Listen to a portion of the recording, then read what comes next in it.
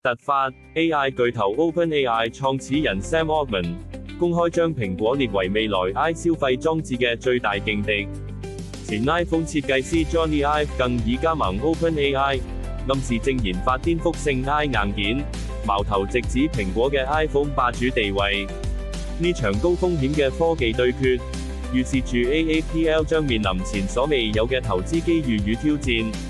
蘋果能否守住佢嘅科技皇冠？究竟係咩令蘋果有底氣應對呢場挑戰？答案就係佢強勁嘅財務實力。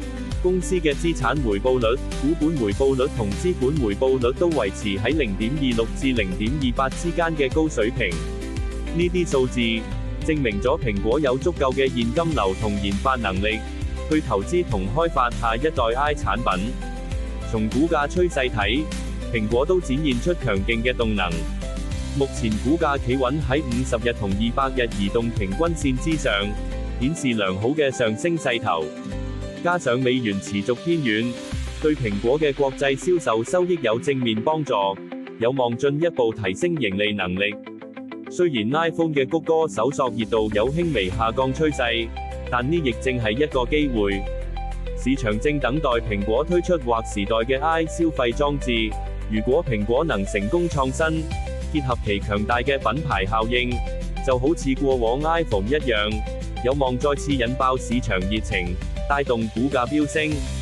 然而，高回報往往伴隨高風險。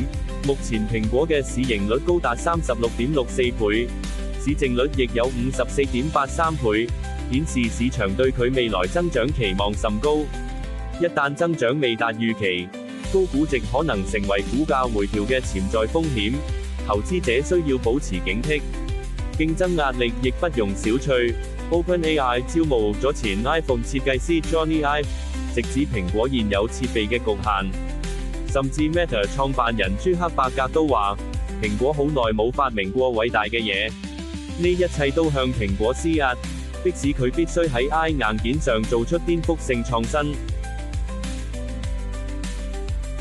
你今日估咗未？本內容只供參考，並不構成任何形式之投資建議、邀約或推薦。投資有風險，買賣需謹慎。